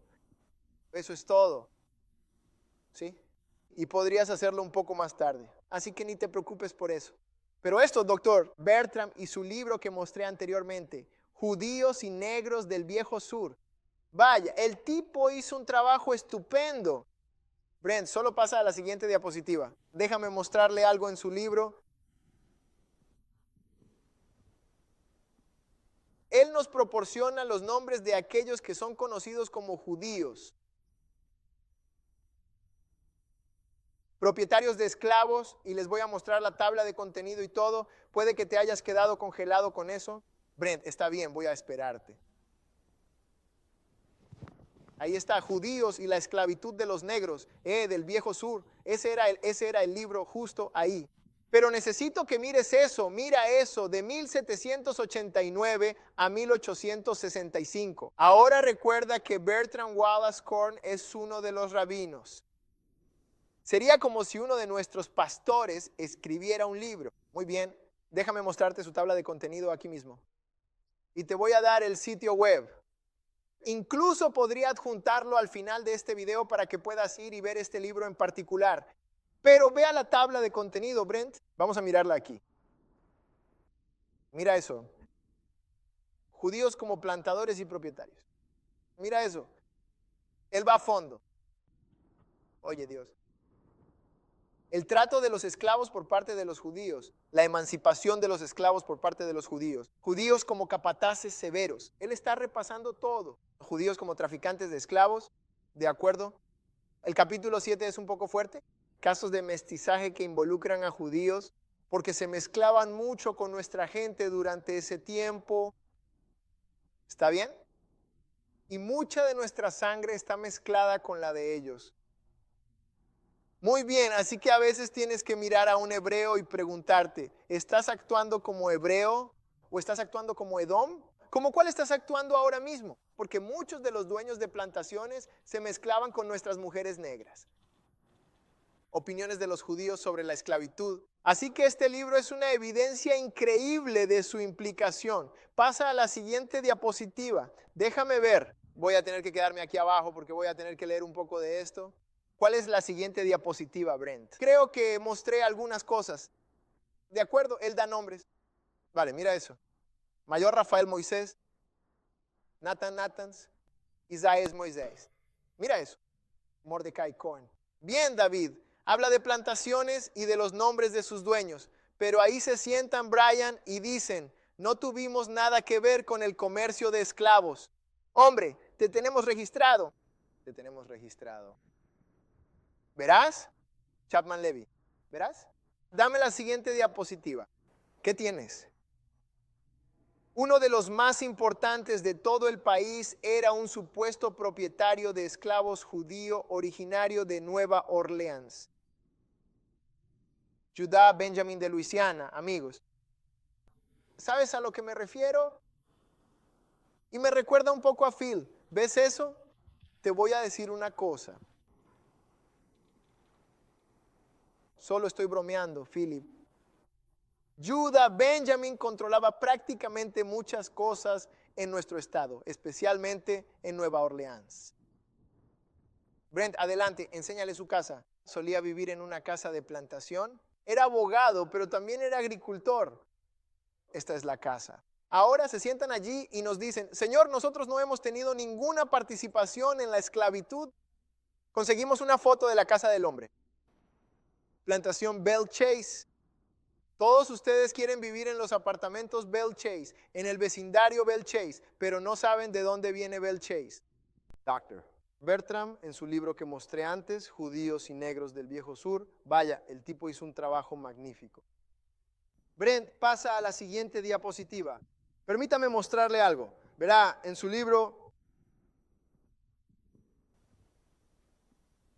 él nos da los nombres de los llamados judíos en este relato. Esclavistas. Y les voy a mostrar el índice y todo lo demás. Puede que eso te haya dejado helado, Brent. Muy bien, voy a esperarte. Ahí está. Judíos y la esclavitud de los negros en el Viejo Sur. Ese era el libro, justo ahí.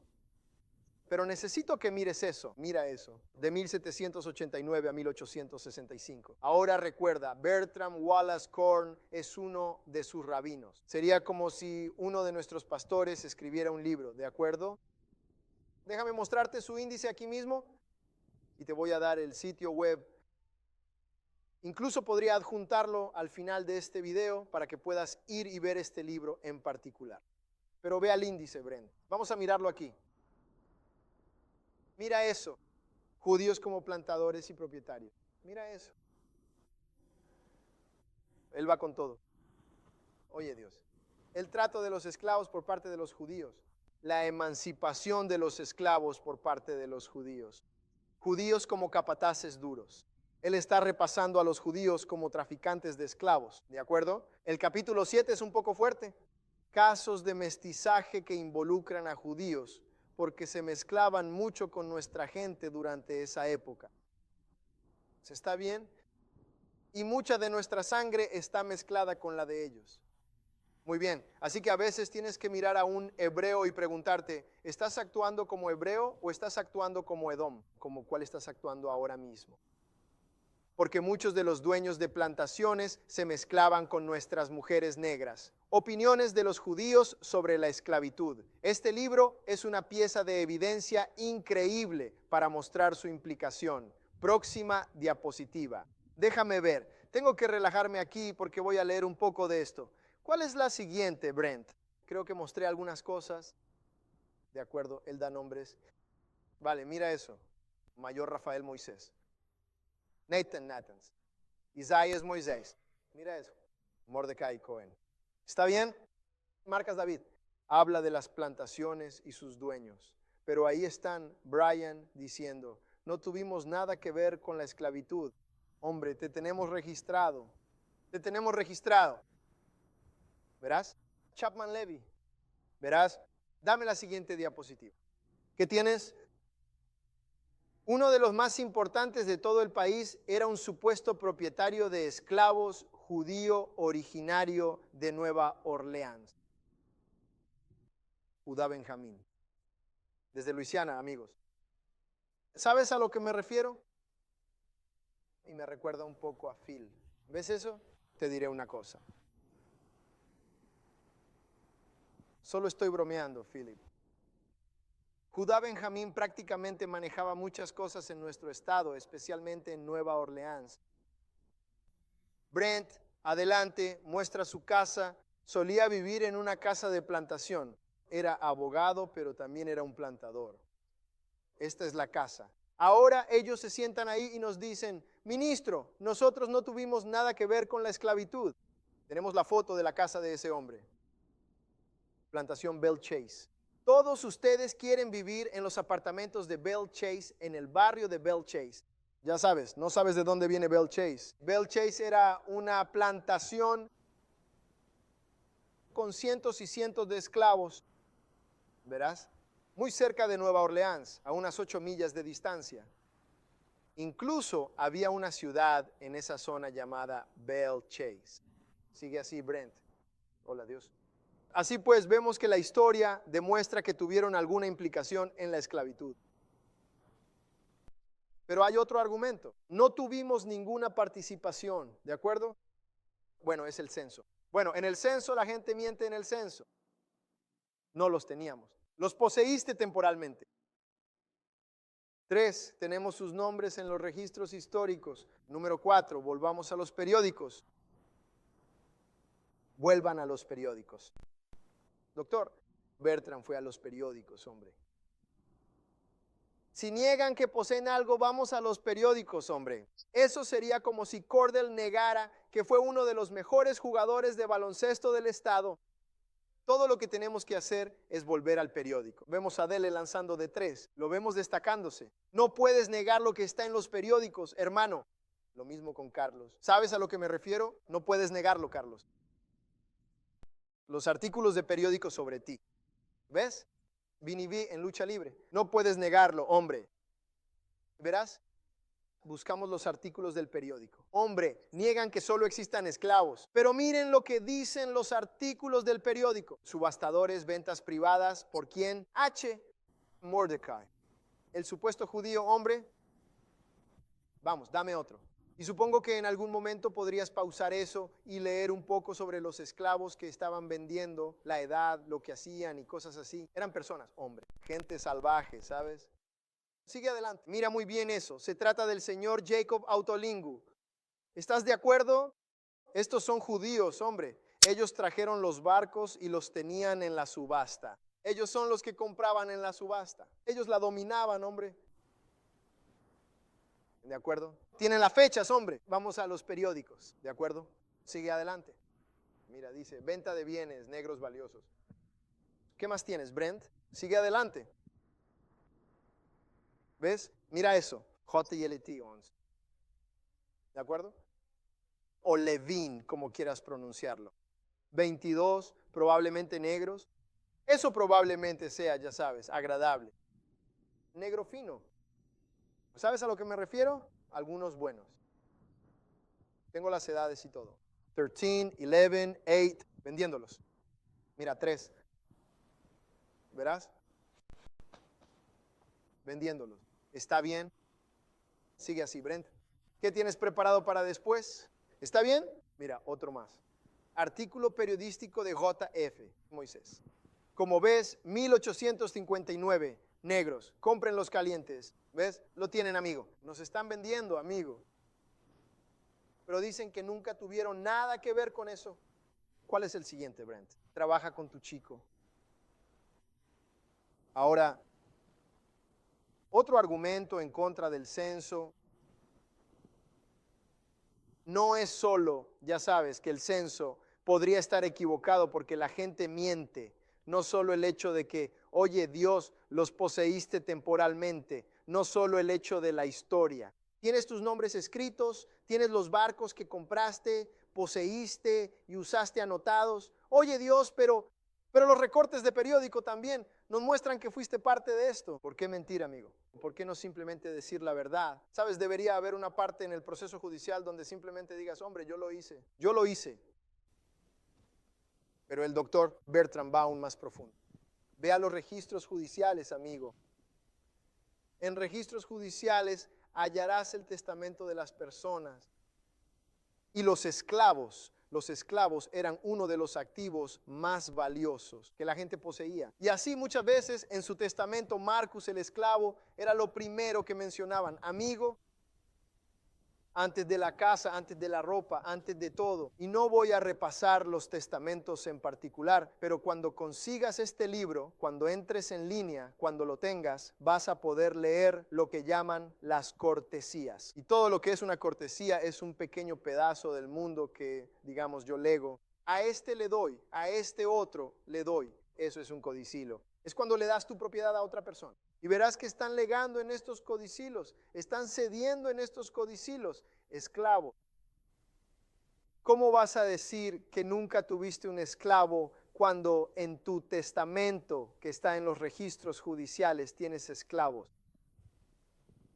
Puedes engañar a algunas personas a veces, pero no puedes engañar a todas las personas todo el tiempo. Mira, fíjate lo que dice aquí. Tu amigo, un doctor, lo puso en su libro. Tu rabino, él dice, otra indicación estadística de la propiedad judía de esclavos, probablemente más precisa en términos de proporción que los datos del censo, son las referencias a esclavos en testamentos judíos.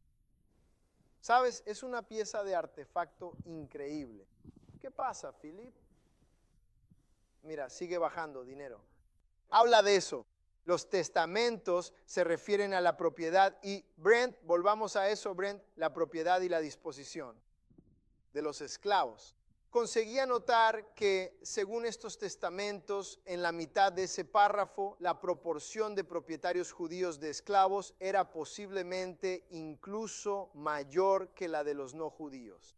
Retomando el mismo punto que mencionaban otros, si realmente lo tenían en su poder, lo poseían en una medida incluso mayor que sus propios homólogos blancos y europeos. Hola, Dios. Doctor Bertram dice que era rabino, dice parecería realista concluir en ese segundo párrafo que cualquier judío, el llamado judío, que pudiera permitirse tener esclavos y necesitara sus servicios, lo haría. Sí, los tenían, tío. Los tenían. Está bien. Brent, ¿qué más tienes para mí? ¿Está bien? Vamos a darle la vuelta a la siguiente diapositiva. Ya casi hemos terminado. No puedo quedarme aquí por mucho tiempo. Amén. Pero solo quería mencionar algunos puntos adicionales de importancia sobre la esclavitud y el dominio edomita. Quisiera pedirles que recuerden y que tengan presente a nuestros queridos hermanos y hermanas en Brasil. Los llamados judíos, los edomitas, no solo estaban en Norteamérica, sino que también estaban en Brasil. Afirma que el comercio de esclavos en Brasil se convirtió en una especialidad mercantil judía de forma muy similar a como lo había sido en la Europa alto medieval. Y ese es uno de sus propios historiadores. De nuevo, del historiador judío, el doctor H.L. Brackman. Brent, vamos, mira qué tienes para mí. ¿Qué sigue? Él dice que los habitantes cristianos de Brasil, los europeos, sentían envidia porque los judíos, los llamados judíos, poseían algunas de las mejores plantaciones en el valle del río de Pernambuco. No sé si lo estoy pronunciando correctamente. Y estaban entre los principales propietarios de esclavos y comerciantes de esclavos en la colonia. Y lo que él está diciendo es que en Sudamérica, justo cerca de Brasil, ellos poseían algunas de las mejores y más grandes plantaciones. Brent, ¿qué otras cosas tienes para mí por aquí? El comercio de esclavos fue una de las actividades económicas judías más importantes aquí en Surinam, que es, o mejor dicho, era un tanto peculiar. Sudamericana, fue ubicada justo al lado de Brasil, como en cualquier otro lugar de la colonia, como en cualquier otro lugar de la colonia. Vale, sigue así, Brent, ya estamos terminando, ¿de acuerdo? Está bien, de acuerdo. Esperemos un segundo.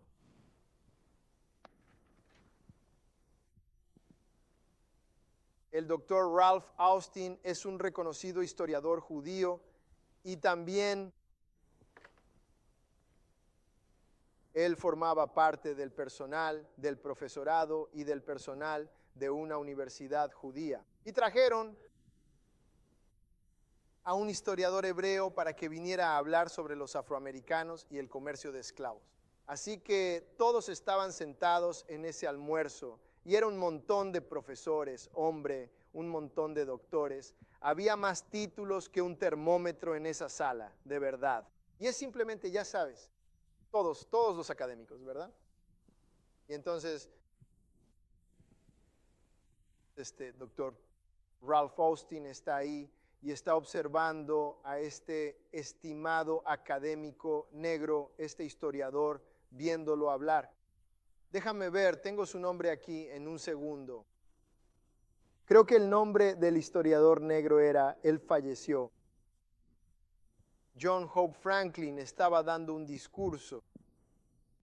Y entonces, mientras John Hope está hablando, alguien del público le hace una pregunta a John Hope Hopkins, que viene de Tulsa, Oklahoma. Su papá fue parte de todo el movimiento de Black Wall Street y los disturbios raciales. Ese es su papá, ya sabes. Y entonces este tipo está hablando. Es un historiador y simplemente es un historiador negro increíble. Y entonces Ralph Austin, sentado ahí, escuchando y disfrutando, y alguien levantó la mano y le preguntaron al historiador negro, oiga, ¿qué papel tuvieron los judíos en la esclavitud? Le preguntaron eso al historiador negro. Y la sala quedó en silencio. Y el tipo negro nunca respondió realmente a ninguna pregunta. John Hope Franklin nunca respondió ninguna pregunta. Esto escribe el historiador judío entre el público. Anotará algunas cosas porque está pensando.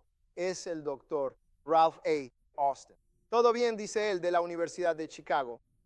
Recuerdo esta declaración, alguien preguntando sobre el papel de los judíos en la esclavitud. Recuerdo esta declaración porque se permitió que pasara sin comentario. Aunque John Hope Franklin y yo la discutimos después. Aunque John Hope, Franklin y yo éramos conscientes de que los judíos sefardíes en el Nuevo Mundo habían estado muy involucrados en el comercio de esclavos africanos. Así que están sentados ahí. Los historiadores saben que los judíos participaron en el comercio de esclavos y ante una pregunta nadie quiso decir nada al respecto. Está bien. Él dijo, sabíamos sobre eso. Está bien. Pero mira lo que dijo. Él dice, siguiente diapositiva, Brent. Él dice, ¿por qué lo hicimos? ¿Por qué dos historiadores profesionales en un entorno universitario dudan en proporcionar a nuestros colegas una información tan importante? ¿Por qué demonios no dijimos algo? ¿Por qué no les contamos esto a nuestros colegas? Él dice, no puedo responder por Franklin, pero yo como judío, él es un edomita, yo como judío. Sentado en una institución judía que estaba recibiendo a un orador invitado afroamericano, sentí que poner de manifiesto el papel de los judíos en la historia de la esclavitud de los negros habría llegado a representar una forma de traición. Él está diciendo ahora que no tenía la intención de expresar algo así en ese momento. No quería decir eso porque habría sentido que estaban traicionando a los negros. Como te dije, ellos tienen buenos. Y sin duda este es uno de los buenos. Y él está diciendo eso. Sabía que mi pueblo tuvo un papel en la esclavitud. Y quería decir algo, pero no lo dije porque habría sentido que los traicionaba. ¿Ves? Pero más adelante él lo aclara. Dijo, pero no me voy a quedar callado. Aquí hay unas que nací. Él dijo, para bien o para mal, ya no es posible mantener este mito de que ellos no tuvieron un papel, la esclavización. Este mito ya no tiene fundamento, pero lo más abstracto es nuestra relación antes de la emancipación con los afroamericanos y sus descendientes en el Nuevo Mundo. Dice que eso de que no teníamos esclavos, ni barcos, negreros, ni participamos en ello. Es un mito, amigo. No tiene nada que ver con nuestra relación previa a la emancipación con la gente negra. Antes de que Abraham Lincoln los emancipara, nosotros teníamos esclavos. Eso es lo que él está diciendo. Él continúa. Él dice que los estudiantes judíos de la historia judía sabían que no era cierto que no tuvieran esclavos. La gente sabe que no es verdad. Y durante varias décadas han producido un cuerpo significativo de estudios académicos, detallando la participación de nuestros antepasados en el comercio atlántico de esclavos, que somos nosotros en Norteamérica, y la esclavitud panamericana. Él está diciendo, amigo, mira, lo sabíamos, y nuestra gente ha escrito artículos académicos sobre eso. Escucha, está ahí afuera. Él dice que hasta hace poco este trabajo ha permanecido, mira esto, enterrado en revistas académicas. No se ha dado a conocer al público. Revistas académicas leídas solo por otros especialistas, personas en el ámbito académico, historiadores y doctores, PhDs. ¿Entiendes lo que digo? Esa es la gente que lee esas cosas. Pero el hombre común no entiende el supuesto papel judío en la esclavitud. Él dice que solo ha sido leído por especialistas, nunca se había sintetizado en una publicación. Para audiencias no académicas, nunca se había simplificado, hecho claro para que la gente pudiera entender. Que son personas comunes y corrientes, ¿ves? Y eso es lo que él está diciendo. Él está diciendo, todos sabemos que esto está ocurriendo. Sabíamos que sucedió, ¿ves? Pero gracias a Dios que algunos de nuestros propios hermanos y hermanas hebreos están reuniendo estas cosas en libros, en sermones, en enseñanzas, en lecciones. Ahora lo estamos reuniendo todo, amigos, y algunos lo están reuniendo de una manera impresionante. No puedo decir sus nombres por el estigma asociado y quizás no quieras, ¿sabes a qué me refiero? Pero algunos lo están reuniendo, hermano, de una manera tan impresionante, tan académica e intelectual, te lo digo. Es de lo mejor que hay y no puedes debatir estas cosas. No puedes debatir estas cosas, ¿verdad? Tuvieron un papel tremendo en la esclavitud, ¿ves? Brent, ¿qué más tienes para mí? Ya casi terminamos. Creo que Brian y Carlos pueden venir aquí en un segundo, pero está bien. Ese fue Charles Silverman. Bien, ¿qué más tienes, Brent? Sí, esa es la sala de apuestas, ¿ves? Sí, Brent, voy a hablar de eso, Esa va a ser la última cosita de la que voy a hablar. Charles Silverman, vamos a ver. ¿Tiene su cita, Brent? Mira el siguiente. Sí, Carlos y Brian y Marcus, ustedes pueden ir abriéndose camino por su cuenta, no creen Dios. Este va a ser el último. ¿Lo ven? Miren, estamos justo en un momento de muchísima exposición, chicos. ¿Ves? Estamos en un tiempo donde Dios está tratando de mostrarnos no solo quiénes somos, sino exactamente qué nos pasó. Mira, si podemos comprender esto, ¿de acuerdo? Conocer nuestro pasado con claridad, no habrá nadie en este mundo que pueda detenernos en el futuro que nos espera, ¿ves? Pero ahí está Charles Silverman hablando sobre la esclavitud. Él también es un autor judío, como se le suele denominar. Y Brent justo te mostró los libros que llegó a escribir hace un momento. Crisis en blanco y negro, y él escribió algunas cosas. Y solo quiero que dejes que estas palabras te penetren mientras las leo, porque este es un autor judío, así llamado, y está escribiendo sobre nuestro pueblo, ¿verdad? Y entonces él dice aquí mismo, oye Dios mío, él afirmó lo siguiente, la esclavitud de los negros en los Estados Unidos fue completamente diferente a la esclavitud en cualquier otra parte del mundo y en cualquier otro periodo de la historia. Él argumentó que la esclavitud desvinculó de forma absoluta al negro de su pasado y de su herencia cultural. Y que no te quepa la menor duda, los negros sí vinieron a estas tierras, venían de sociedades ricas en cultura, con culturas de un nivel extraordinariamente alto. Esto nunca le sucedió a los llamados judíos, los edomitas. Ni la esclavitud ni la persecución destruyeron nuestra historia, ni nuestra religión, ni nuestra cultura. Y este autor afirmaba justamente esto porque está explicando por qué los hebreos somos de la manera que somos hoy en día. Porque a ningún otro pueblo le han hecho lo que nos han hecho a nosotros. Intentaron borrarnos, mis queridos amigos, despojándonos de toda nuestra historia y de nuestra identidad cultural.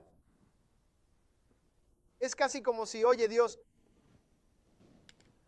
nos hubieran dado amnesia y nos dejaron en el gueto, en algún lugar, con nada más que armas, cuchillos y drogas. Y no solo nos dejaron ahí, sino que nos dejaron junto a nuestros hermanos y hermanas. Pero nunca nos dijeron que éramos hermanos y hermanas. Y nos dejaron ahí con poca comida, poco dinero. Nos pusieron en esas junglas de concreto, amigos. Así que el mundo nos mira y dice, son un desastre. ¿Cómo lo hace? A través de la sangre comprada del talón del Calvario. Y todo lo que tienes que hacer, sin importar quién seas, cuál sea tu apellido, de qué color seas, tienes que invocar al Señor en el momento en que puedas ser hallado. Lo miras y dices, me arrepiento de mis pecados. Y le dices que venga, que viva dentro de tu corazón y que te perdone. Dile que le crees y que lo reciba. Y ten por seguro que Él te salvará. Porque la Biblia dice, todo aquel que invoque el nombre del Señor obtendrá la salvación eterna. No se basa en nuestras acciones, pero basado en nuestra fe en Él. Tienes que dejarlo todo atrás. Hay que dejar que Dios haga su voluntad. Ora conmigo ahora. Di, Dios Padre nuestro altísimo, con humildad reconozco todas mis faltas y pecados y te proclamo como mi Señor. Creo que moriste en la cruz, fuiste sepultado en la tumba y resucitaste al tercer día. Señor, te ruego que perdones todos mis pecados, tanto los generacionales como mis pecados personales, y úsame como un instrumento en tus manos para tu honra y para tu gloria. Lo solté. Dejé que Dios ayudara. En el nombre de Jesús. Amén. Amén. Amén. Los quiero a todos. Que Dios te bendiga.